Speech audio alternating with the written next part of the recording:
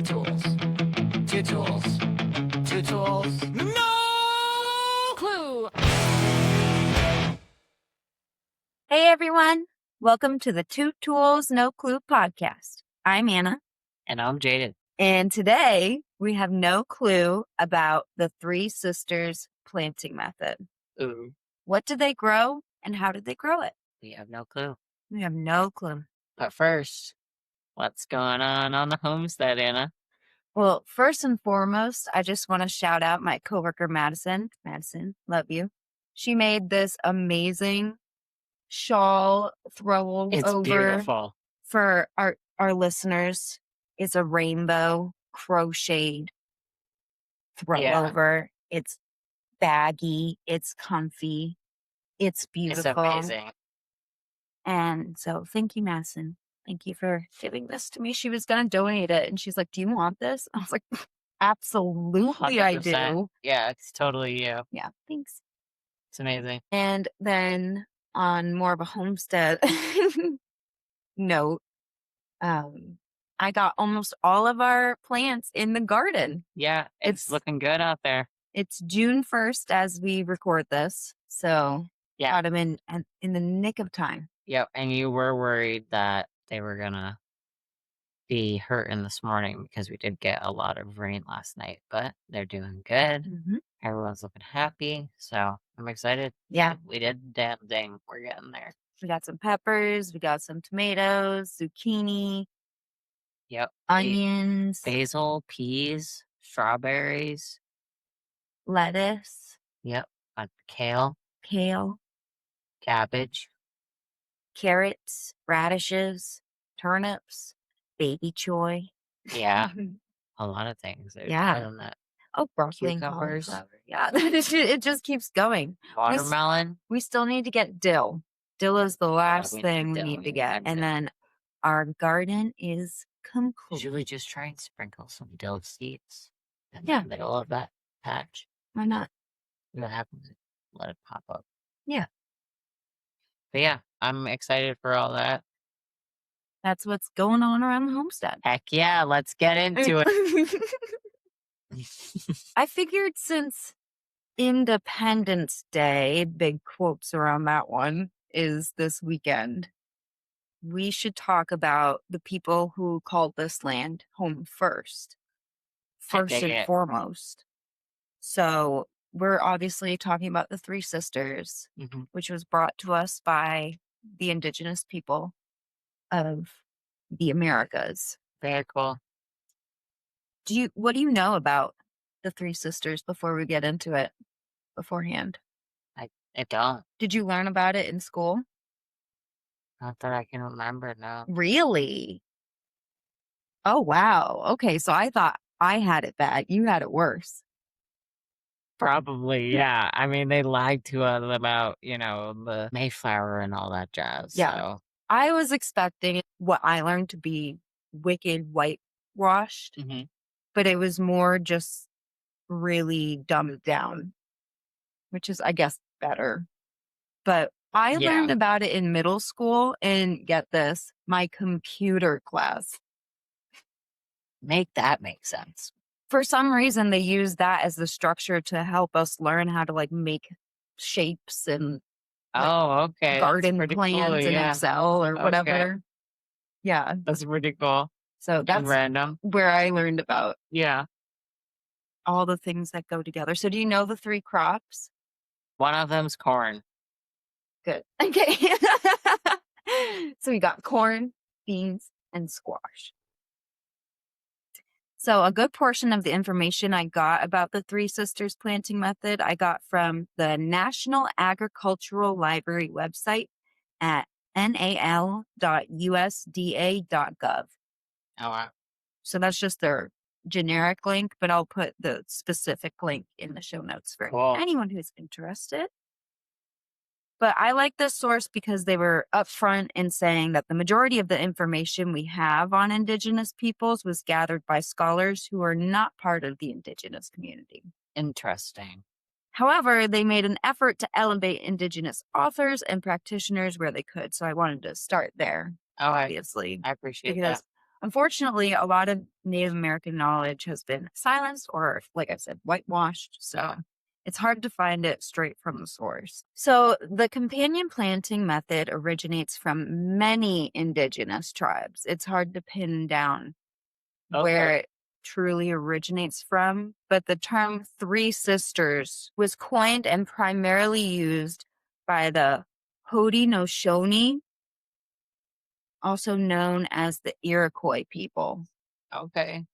who occupied territories around Lakes Ontario, Huron, Mhm. and Erie, as well as what is now known as New York, Pennsylvania, Southern Ontario, and Quebec. Wow. So they're who I'll be focusing on today. Okay. And I did learn how to say Iroquois just in time to realize they want to be known as Haudenosaunee. So Hodish wait, sorry for mispronouncing it last time.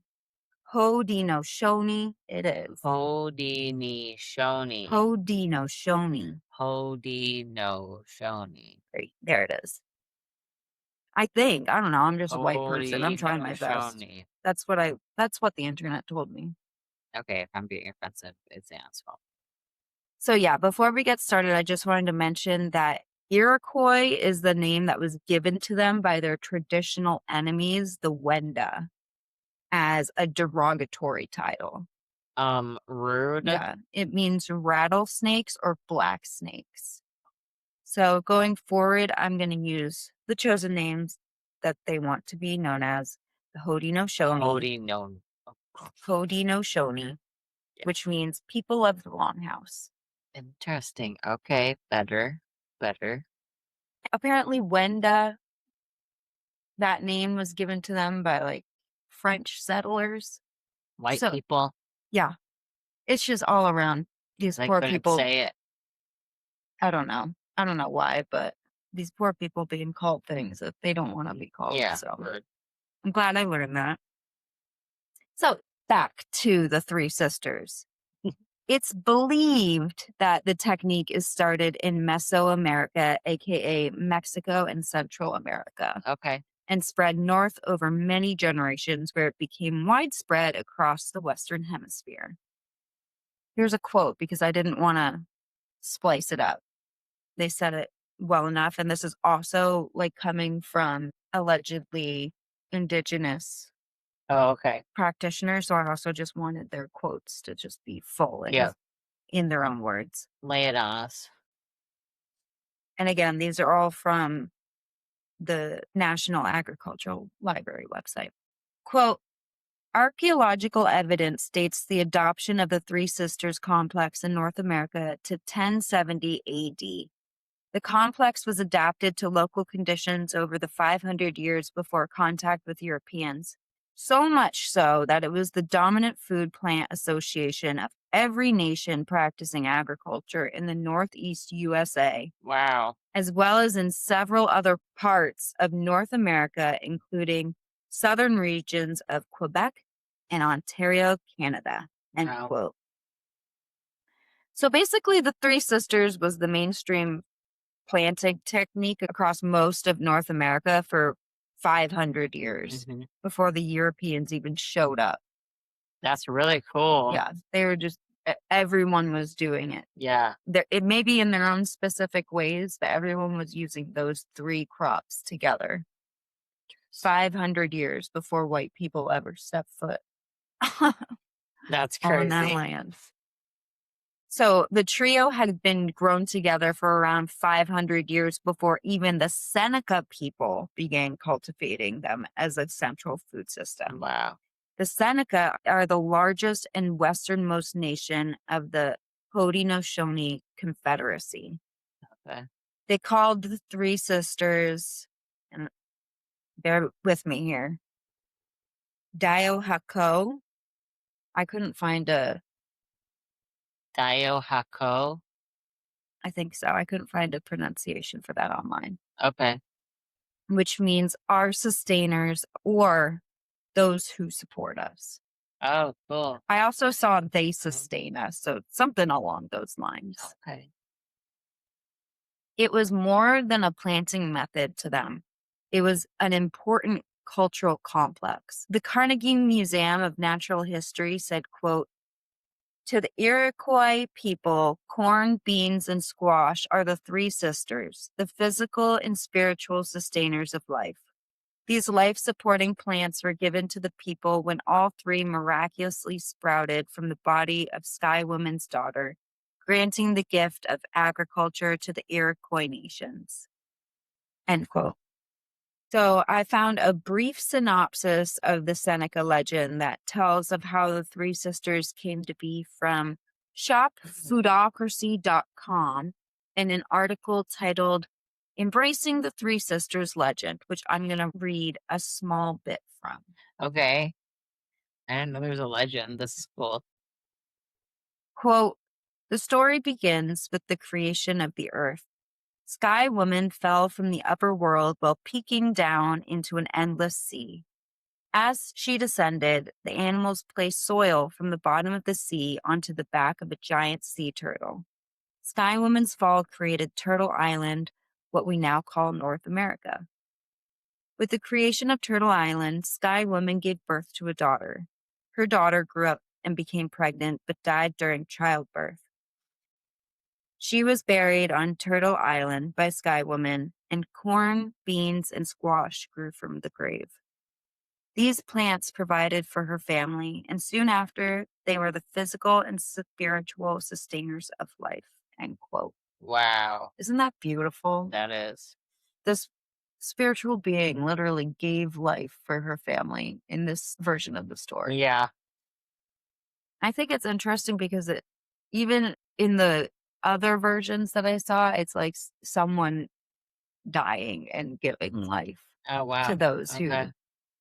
who keep going. It's really interesting. So the sisters are reoccurring protagonists in several Senecan myths and legends, as well as in etiquette, customs, and ceremonies. Ooh. Fun fact, women were honored leaders to the Haudenosaunee people, as well as the ones who tended to and harvested the farms and gardens. Oh, wow. Some women began to form a society called the Tonwisas. Tonwisas. Tanwizas. Couldn't find a Let us pronunciation for know. that one either. What? Said Tanwizas, Tanwisas. Let us know because we have no clue. Mm-mm. Or Twisas. Oh no. Oh, sorry. Twisas. Oh no. Oh no. Oh no, Twisas. Twisas. Oh, I know. Twisas. Twisas. Oh, I know. I'm not quite sure. I'm sorry for You're butchering just this. making me want to sing the song from Lion King. Don't do it. Okay, I won't.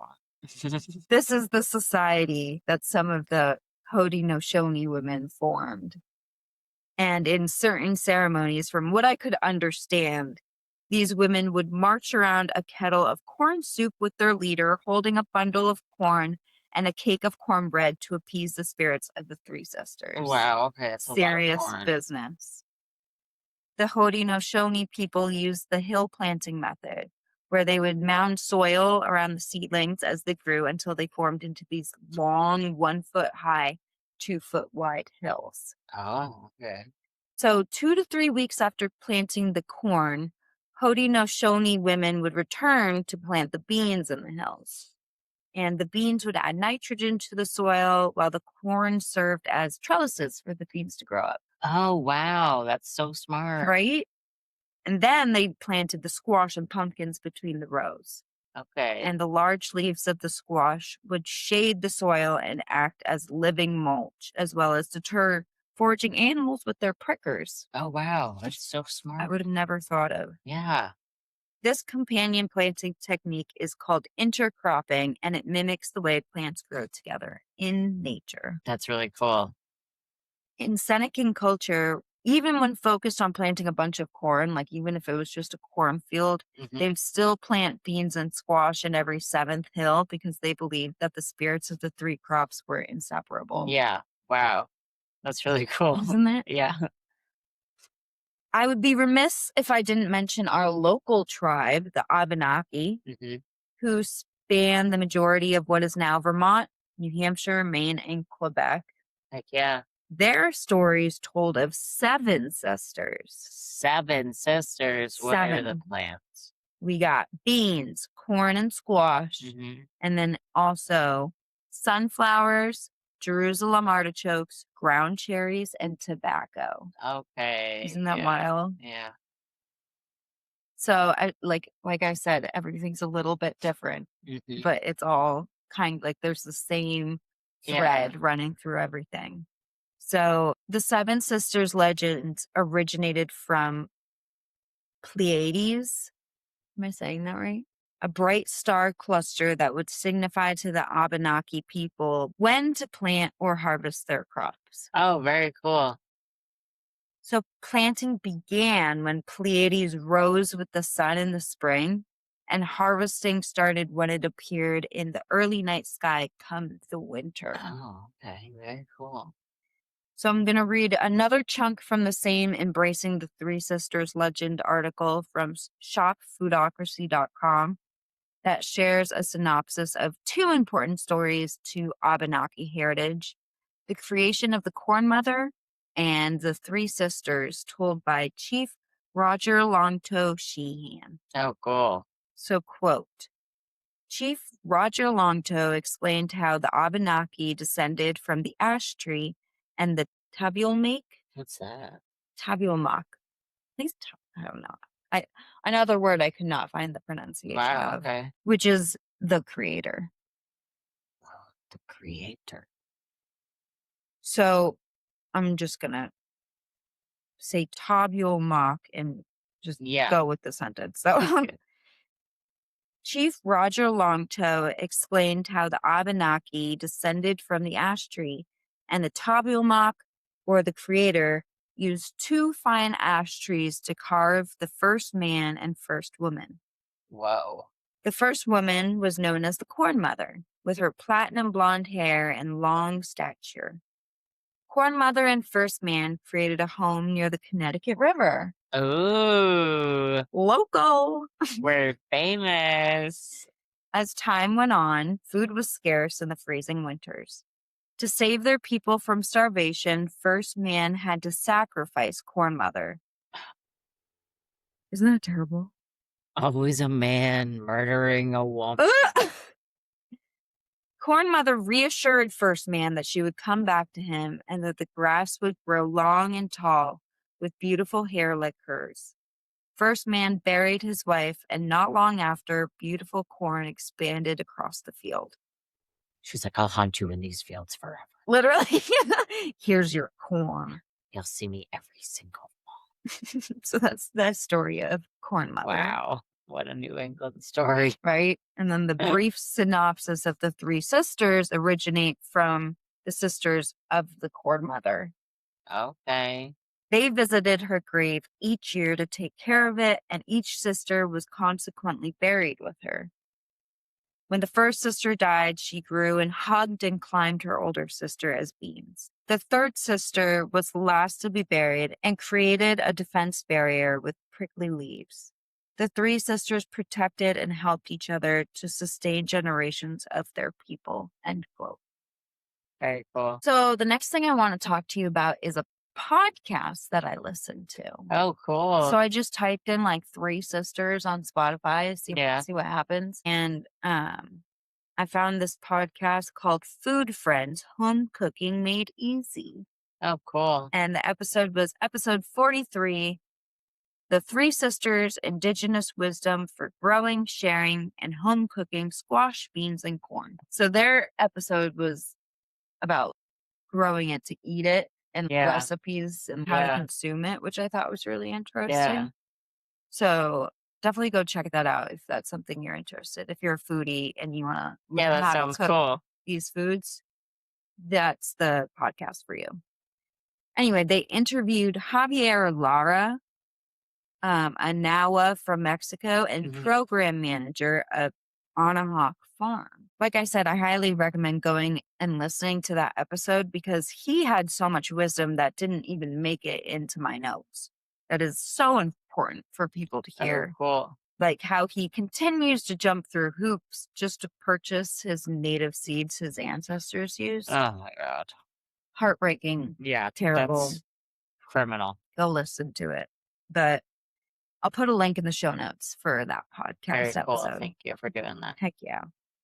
So, one of the first things he said about the trio was that the nutrients and minerals in the Three Sisters vegetables make up a perfect diet. Oh, So, fun fact, when eaten together, they provide all the essential amino acids to create a complete protein, essentially wow. eliminating the body's need for meat, which is what I was talking to you about earlier when I was like, I learned some things which make me Yeah. feel better about wanting to be a vegetarian because I've never been able to stick with being a vegetarian because I'm a terrible eater. Yeah. So I'm It's always like afraid that craving it too. I'm just gonna wither away Hmm. if I'm not super strict about everything that I'm eating, Yeah. which I know I'm not gonna be. So this makes me feel better if Yeah. I eat these three things together. It's a perfect protein, at That is least in good to that know. Yeah. one meal. Yeah. So preparation was another way that indigenous people boosted the nutrients from the veggies that they ate. Oh, okay. For example, fermentation was a popular method to help their bodies absorb even more nutrients, as we learned in our fermentation episode. Interesting. Interesting how it all ties together. Right? Go listen to it if you haven't listened to it yet. It was a good one. It Honestly, was a good one. one Oh of my my gosh. favorites so far. Such a good one. I also mentioned a fermented cornbread the Cherokee people would make A using fermented cornbread. wood ash. Do you remember that? Yeah, that's so, and They would it's, like wrap it in the leaves oh my gosh, I forgot about and that. let it sit for like 2 weeks Yeah, or so. what a And weird I was thing. like, how the hell did these people know to do this and not die? Yeah, they did it by accident. They left it for too long. And then they were like, oh, I'm fine. Yeah, I know it's a good story. Eat it. So you might be thinking, I don't know if I could eat the same three veggies every day for my entire life. I think you would be right.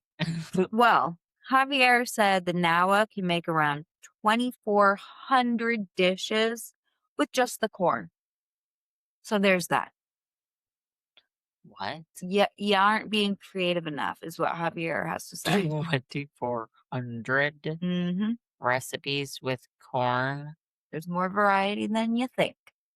Okay.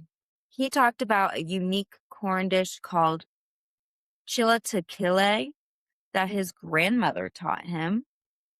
It was a traditional harvest meal to offer to the corn and Mother Earth during the corn's harvest season. It was cooked with corn and given back to the cornfield, but also eaten and enjoyed by the people as a festivity within the cornfield. So Interesting. just corn on corn on Yeah. corn and celebration Sounds like and cannibalism. gratefulness. Excuse me? You're gonna cook the corn to give it back to the corn. Oh, yeah. The corn's like, please. It's like, what did you do to my kin? You don't know what we did to get those kernels.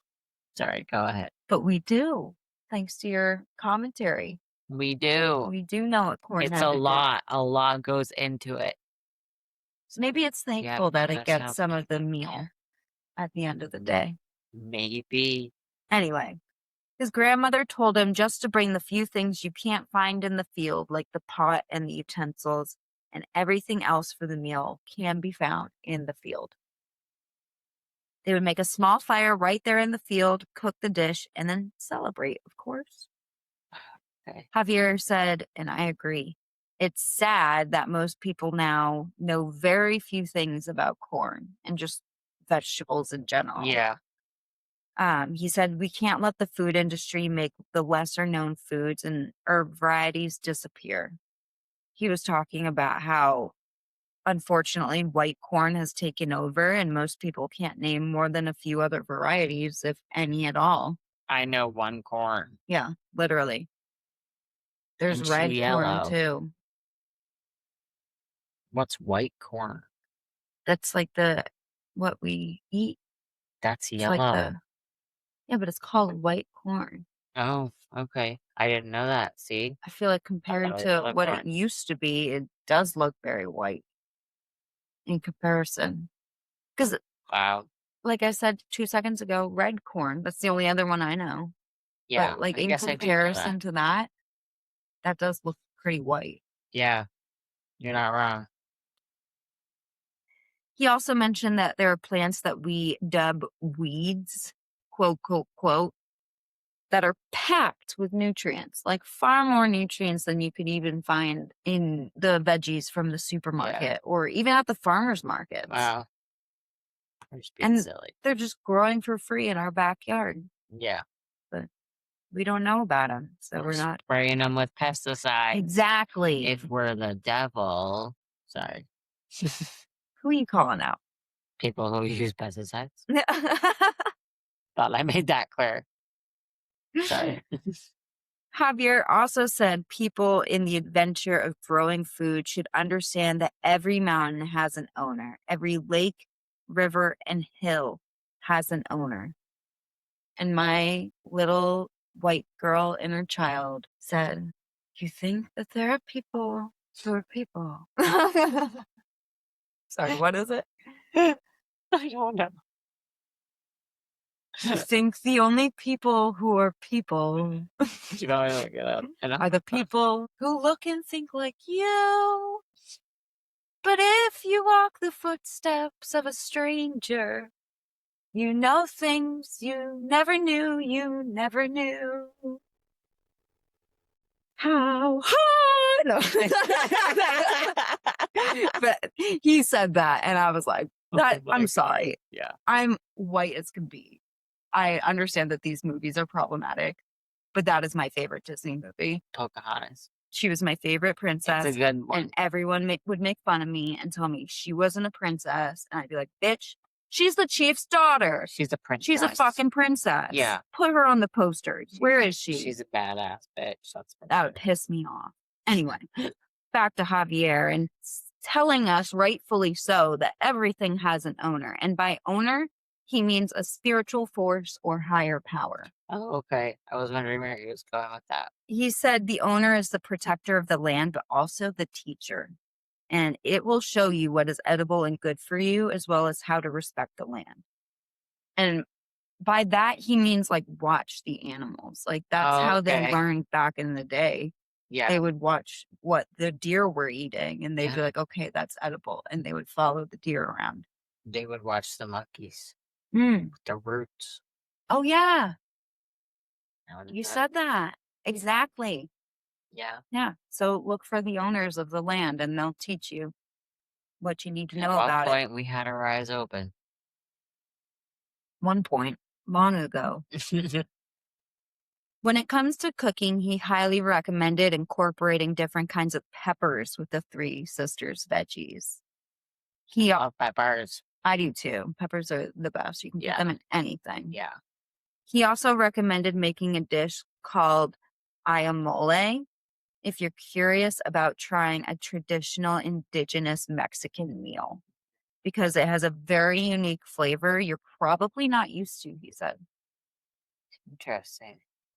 Basically, it's a recipe involving the guts and seeds of the squash, none of the meat. Literally just the parts that you would usually just scoop up and put in your compost, or the seeds that you would save it, or maybe roast if you're feeling spicy. So, fun fact, the seeds and guts are way more nutritious than the meat of the squash. Like I said, I'm going to put a link to the podcast episode in the show notes because, for one, it was an awesome listen. I'm just going to say that again. But Javier also walks you through making the ayamole, and his recipe is in their show notes. So, if that's something you're interested in, Okay. definitely go check it out. Did you check it out? Are there pictures of it? It's literally they typed out his recipe. Oh, okay. It's not even like a link. but you're not gonna like this. I'm sorry. He Oh, said no. he said that a traditional IMLA dish is eaten with an insect called shumalinis. Shumalini? Yeah. And You eat the insect? yeah, Disgusting. he said you like nip off the head and like squeeze the guts inside. And he said that they're spicy like horseradish. No, thank So it you. like We're not adds a we're not kick doing that one, Anna. to the ayamole No way. dish. But this bug is apparently really abundant in Mexico on the Three Sisters plants. So that's why it's usually incorporated. Because it happened by accident once. That's And why they're they like, don't ooh, that's that's a why they don't thing. need to bring any salt or pepper to the field because they're putting bugs in it. And maple sugar. I'm catching up to them now. So Javier's closing words were beautiful. So I just quoted them directly. It's kind of a long quote. Not really, actually, compared to the other one. So here it is. He said, quote, if you remove the economical aspect of the interest of the individual, the ego of wanting something, if you pay attention to what makes us move as a culture and establish our relationship with another culture, was that specific trade related to food and basic needs. But food, it was fundamental. And I feel not just in one continent like America, but every Asian continent, the European continent. Food and condiments are just that intertribal, intercultural relationship if you take it to the humanistic approach. And I think that's what it should be about, That was really good. right? Yeah. So, just to paraphrase, food is fundamental. Food is an intercultural relationship we need to learn to and continue to foster. Yeah. And I also think that that's what it should be about. I agree. We've gotten way too greedy about how food is made, and then now it's being wasted because of that. And, even in our own country, the farmers that are making the majority of the crops in our nation are in poverty. Like, don't get it twisted. Yeah. They're in poverty because of big corporations. So I definitely agree with that concept. It's beautiful. I wish we could get to it. I wish it could be a reality. Hmm. Oh, thank you. This was a really good episode. I'm not even done. Oh, sorry, Anna. But wait, there's more. Woohoo! So now I'm going to tell you how to plant your own Three Oh, Sisters. cool. So, step by step instructions. First, I'm going to list some of the best varieties to grow together. Okay. Sweet corn. Here's some varieties of corn that you should put in your brain so that Javier will be Yeah. proud of you. Sweet corn, dent corn, or the popcorn Popcorn. are the best varieties I of didn't know corn. that popcorn was its own variety Yeah, of right? corn. I That's didn't either weird. until just now. Okay. Native Americans planted hardier varieties like pale yellow Tarahumara corn, hoppy white Hopi, Hopi, Hopi, Happy. hoppy white corn, and heritage black Aztec corn. Oh. You're going to want pole beans like Ohio pole beans, Mhm. scarlet runners, and Italian snaps are best. Traditional varieties include Four Corners gold beans and Hoppy or Hopi light yellow. Okay. Bush beans will not work. The whole point is for the beans to climb the corn stalks. Yeah, that would not do. You want them to take up that vertical space Yeah. and to leave the ground open for the For the squash. squash, yeah. So, pole beans. Mhm. And then you're going to want a small leaf squash, speaking of squash, such as a zucchini or Hubbard squash. A Hubbard squash. The squash Native Americans grew back in the day were slightly different than the varieties that we Mhm. have today. Oh, interesting. Like, Okay. I don't even think, They don't exist. yeah. Yeah. So, like I said in the beginning, Javier and other indigenous gardeners now have to jump through hoops and pay exorbitant prices to acquire their ancestral seeds from seed banks in like Germany. Yeah, it's insane. So listen to that podcast episode. Listen to him talk about it. I'm going to plug it again. um, but for a variety of squash that we have today that's similar to something they grew, yellow summer crookneck is probably your best bet. Oh, okay. And just an FYI, they grew pumpkins in their trio, but the pumpkins grown today are too large and heavy for the companions. Oh, okay.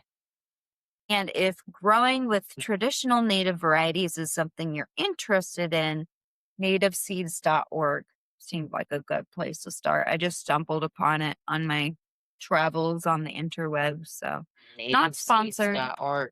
Cool. Nativeseeds.org. Not Check that out. sponsored, but I'll put a link in the show notes. Send us seeds. So on to the how-to. You can either plant in traditionally long rows or you can use multiple mounds. Okay. It really depends on your garden space and how you want to go about it. Mhm. I think we would probably do the mound method. Yeah. So you want to pick a spot that gets at least 6 to 8 hours of sunlight a day. The soil should be at least a foot deep in the center of your row or mound.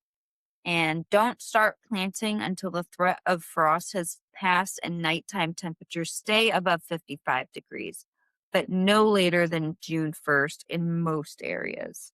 Okay. Plant the corn first. If you're doing rows, you want them around 10 inches apart. Mm-hmm. And you want to wait to plant the beans and squash until the corn is around 6 inches to a foot tall, just to make sure that the corns can support the climbing beans. The beans, yeah. That makes sense. When it's time, you want to plant 4 bean seeds around the base of each corn stalk. And then 1 week later, plant the squash, usually around 18 inches apart around the perimeter or sides, depending on whether you're doing mounds or rows. Oh, okay. Occasionally, a 4th sister is added. Flowers, such as sunflowers or marigolds, can be used to attract pollinators. Oh, okay. And last but not least, you do not need to heavily fertilize or really fertilize the 3 sisters at all. Just a little compost at planting time will do the trick. Oh, yeah, you told me they make the perfect kind of fertilizer as well. Yeah, because the beans fixing the nitrogen in the soil and all that. Best for the soil and best for us. Look at that. Yeah. So that's all I got for you. Well, thank you. That was really a really good episode. Thanks. Farmer's Almanac time? Yes, indeed. Heck yeah. So today is July 2nd, my mom's birthday. Shout out, Mom.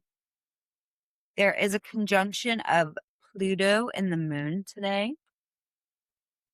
Corpse flower blooms, San Diego Botanic Garden, and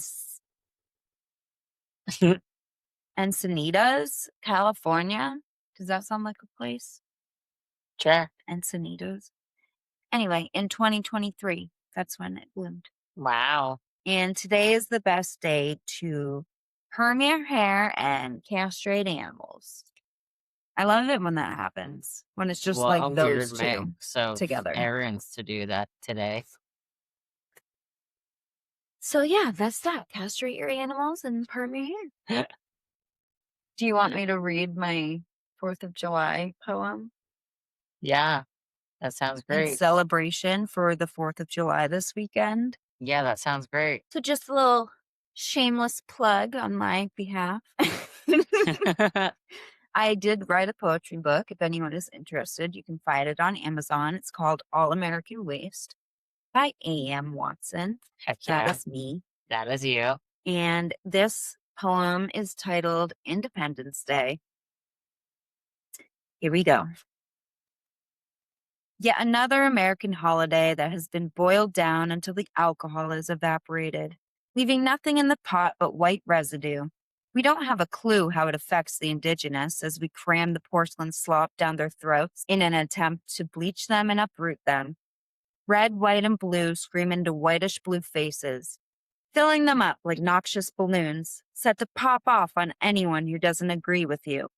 We celebrate freedom from a country we have easily become the mirror image of, giving us nothing to celebrate but hypocrisy and, honestly, a massively corpulent American lie.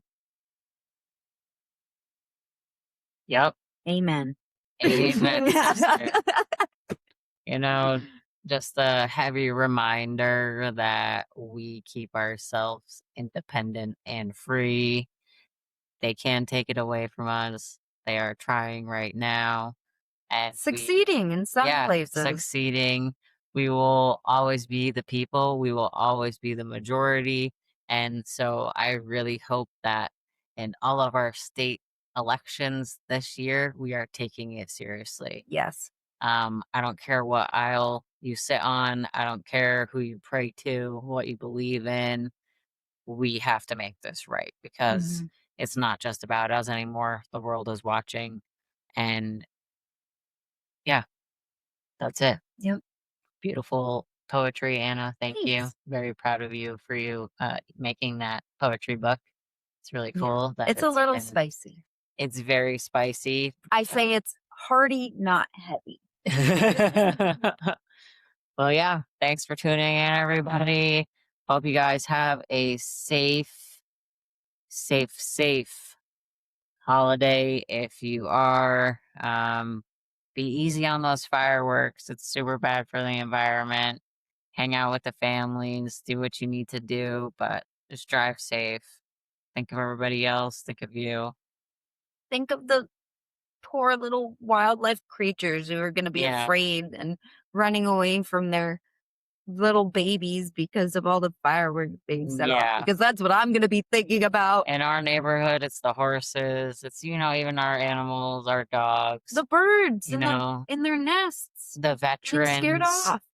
The veterans poor that live in our veterans. neighborhoods that have fought and now have PTSD because of keeping us free and safe. So, yeah, anyway. Thanks for listening, guys. We keep ending these with PSAs. But Yeah. you know what? It's necessary. Fuck it. Platform. You listen Here it this is. long. So, yeah, anyway, follow us on Facebook, Instagram, and YouTube at Two And- Tools. And TikTok. Follow us on Facebook and Instagram and YouTube and TikTok at Two Tools No Clue Podcast. You can subscribe to our Patreon at patreon.com/2toolsnoclue. Heck yeah. Email us at twotools.no-clue-podcast@gmail.com. Yell at us because, obviously we're yelling at you. Or It's just, only fair. yeah, give us some ideas. Tell us your stories. And yeah, we love you all. Thanks for listening. Thanks for supporting us. We'll see you next time. Bye-bye. Bye. Two tools. Two tools.